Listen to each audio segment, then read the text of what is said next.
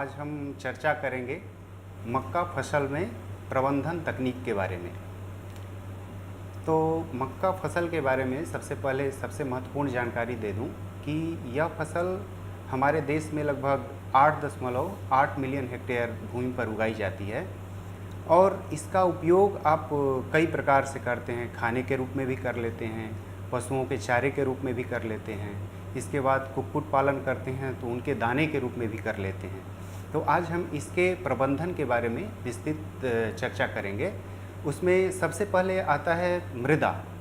तो जब आप मक्के की फसल की चयन करें तो उसमें जो आपका मृदा होना चाहिए ऐसी होनी चाहिए कि जिसमें कार्बनिक पदार्थ जो हो वो अच्छा होना चाहिए, साथ ही साथ उसमें जल संचयन की क्षमता हो और जो उसका पीएच हो वो उदासीन होना चाहिए।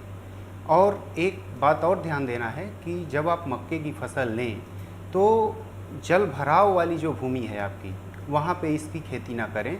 साथ ही साथ जो भूमि अधिक, जैसा मैंने बताया कि अधिक जल भराव में इसमें सड़ने की समस्या हो जाती है, इसलिए उस तरह की भूमि में इसका प्रयोग खेती इसका ना करें। दूसरा होता है कि जैसे आपकी मिट्टी क्षारीय है या अम्लीय है, उस तरह की भूमि पे भी इसका खेती ना करें। तो उस भूमि में करें जैसा मैंने पहले ही बता दिया जिसमें कार्बनिक पदार्थ की मात्रा अधिक हो। और दूसरी बात जब आती है कि आप इसका बुआई कब करें।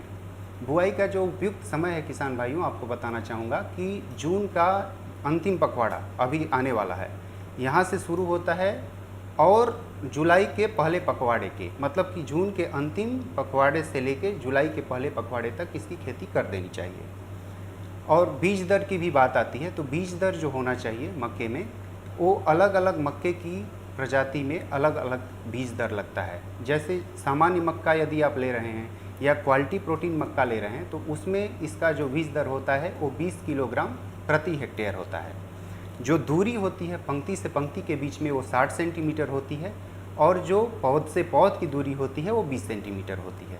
लेकिन यदि हाइब्रिड मक्का आप यूज कर रहे हैं, ये तो कंपोजिट मक्का हुआ या क्वालिटी प्रोटीन मक्का हुआ, हाइब्रिड लेते हैं तो वहाँ पे सीड का जो रेट है, जो बीज दर है वो बढ़ जाता है, वो 25 किलोग्राम हो जाता है।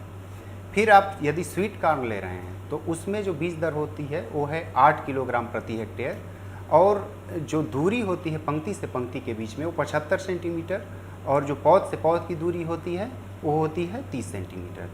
तीसरा एक प्रकार है बेबी कॉर्न। यदि आप इसकी खेती करते हैं तो इसमें जो बीज दर होता है वो 25 किलोग्राम प्रति हेक्टेयर होता है। पंक्ति से पंक्ति की दूरी 60 सेंटीमीटर और पौध से पौध की दूरी होती है वो 25 सेंटीमीटर होती है। बीज बोने से पहले एक बात और किसान भाइयों को बताना चाहूँगा कि शोधन जरूर कर लें उसका। तो जैसे फफूंदी नाशक जो एक दवा होती है वो होता है बावेस्टीन और कैप्टान, इसका मिश्रण बना लें। इसका जो टोटल अमाउंट चाहिए वो है 2 ग्राम पर केजी सीड के हिसाब से। मतलब आपके पास यदि 20 किलोग्राम बीज है तो उसमें 2 ग्राम में से पूरा जो अमाउंट हो गया वो हो गया टोटल 40 ग्राम। तो 40 ग्राम में 20 ग्राम आपका कैप्टान का और 20 ग्राम आपका बावेस्टीन का। यदि आप एक और है कि आप इंसेक्टिसाइड से भी शोधन कर सकते हैं ताकि आपका जो कीड़े मकोड़े हैं वो न लगें। उसमें है एक दवा इमिडाक्लोप्रिड, उसका 4 ग्राम प्रति किलोग्राम सीड की दर से आप शोधन कर सकते हैं। और बुआई के बाद आता है कि किस तरीके से बुआई करें। तो एक तो सामान्य तरीका हो गया जिसमें कि 2 बार आपने जुताई कर लिया, खेत का पाटा लगा दिया, इसके बाद बुआई कर दिया। दूसरा है जीरो टिलेज की बुआई। जीरो टिलेज मशीन है जिसमें क्या करते हैं कि बिना जुताई के आप सीधा बुआई करते हैं। लेकिन बुआई करने से पहले एक चीज़ आप ज़रूर ध्यान दें कि यदि आपके खेत में खरपतवार की समस्या है, खरपतवार है, तो बुआई के 15 से 20 दिन पहले एक ग्लाइफोसेट दवा आती है, उसका स्प्रे 1 किलोग्राम जो सक्रिय तत्व है प्रति हेक्टेयर की दर से आप 400-500 लीटर पानी में घोल के आप छिड़काव कर दें।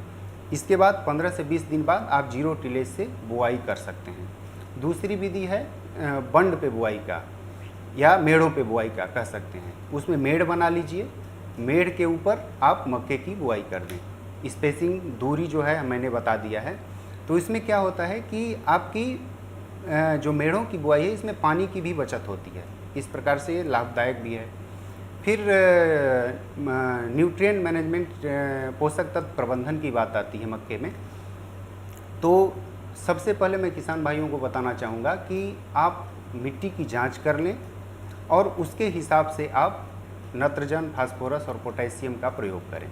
लेकिन आप यदि ऐसा नहीं किए हैं तो हमारा एक सामान्य रिकमेंडेशन होता है, वो है कि 150 किलोग्राम नाइट्रोजन, 70 किलोग्राम फास्फोरस और 70 किलोग्राम पोटास, साथ ही साथ जिंक सल्फेट 25 किलोग्राम प्रति हेक्टेयर की दर से आप अप्लाई कर सकते हैं, दे सकते हैं। लेकिन जो नाइट्रोजन का प्रयोग करें उसका 20% भाग ही जब आप बेसल दें, जब शुरुआत में बुआई के पहले आप देना है तो उसका 20% भाग ही दें और पूरा जो भाग फास्फोरस, पोटेशियम और जिंक सल्फेट का एक साथ दें। बचा हुआ 25% भाग जब आपके मक्के में 4 पंक्तियाँ बन जाएं, पत्तियाँ बन जाएं तब दें। जो बचा हुआ 30% भाग है जब 8 पत्तियाँ बन जाए तब दें। और जो 20% बचा अगला भाग है उसमें जब आपके टेसल ऊपर के जो फूल आ जाएं तब दें। और जो अगला 5% बच गया वो जब दाना भरने लगे तब दें।